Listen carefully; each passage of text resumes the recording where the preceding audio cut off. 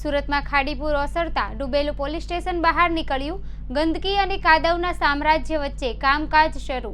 સુરતમાં 3 દિવસ વરસેલા અનરાધાર વરસાદમાં ખાડીઓ કાંઠા ઓળંગીને ઓવરફ્લો થઈ ગઈ હતી। ખાસ કરીને સીમાડા ખાડીના પાણી નીચાણવાળા વિસ્તારમાં ફરી વળ્યા હતા, જેથી ખાડીના ગંદા પાણી સરથાણા પોલીસ સ્ટેશનમાં પણ ભરાઈ ગયા હતા।